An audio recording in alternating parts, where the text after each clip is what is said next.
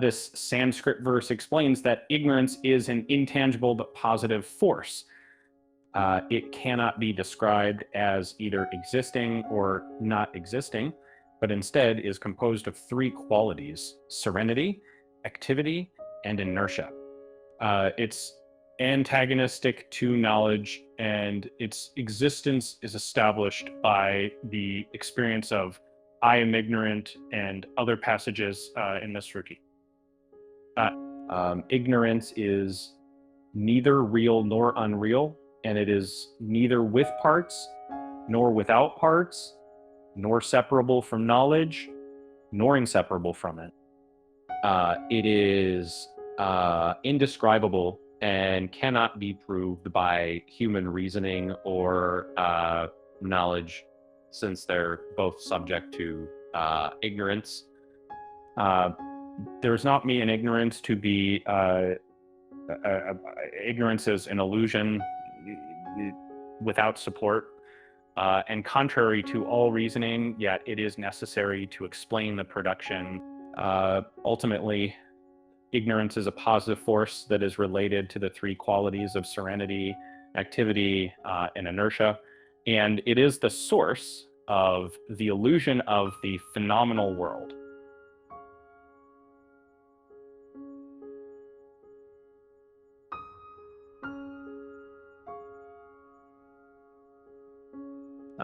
This verse explains that ignorance can be seen in two different ways, either collectively or individually. Collectively, it refers to a group of people or things that are the same, while individually it refers to the separate units that make up the group. And this is supported by two examples from the Srutis.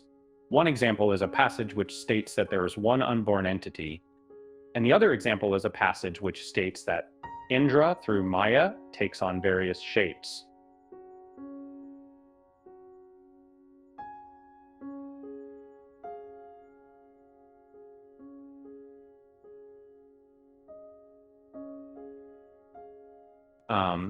This Sanskrit verse takes passage from the Shvetashvatra Upanishad, is referring to the concept of a collective whole, which is represented by a single entity.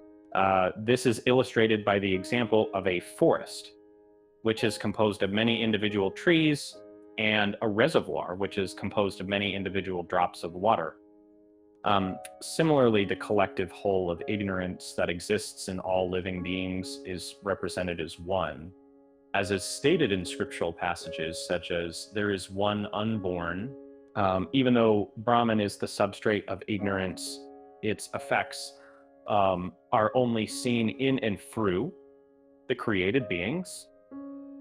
For example, a snake has poison in its fangs, but it is not affected by it.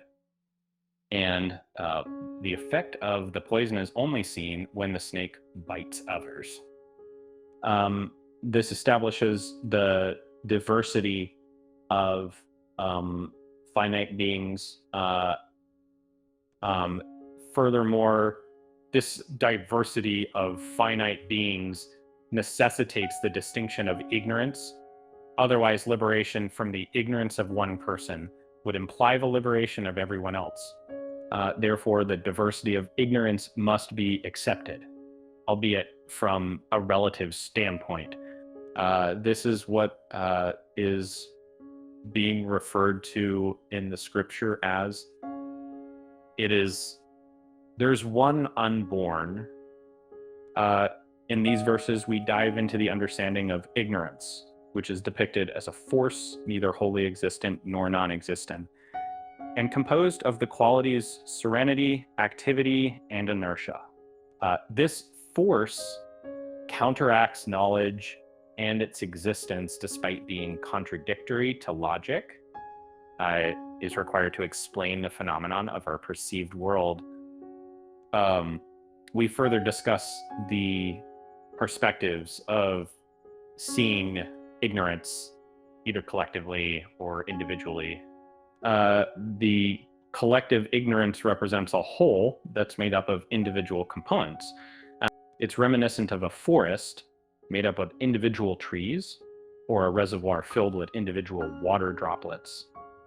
While Brahman serves as the foundation of this ignorance, the effects are primarily observed through created beings, underlining the diversity of finite beings.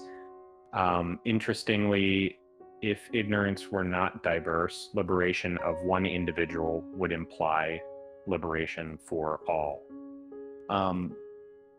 Therefore, this diversity, albeit relative, must be accepted. That's all for this discussion. And we hope it has provided you with some insights into these profound philosophical concepts. If you enjoyed this video and found it enlightening, please give it a thumbs up and share it with others who might appreciate it. And don't forget to subscribe to our channel for more content like this. Thanks, and see you in the next video.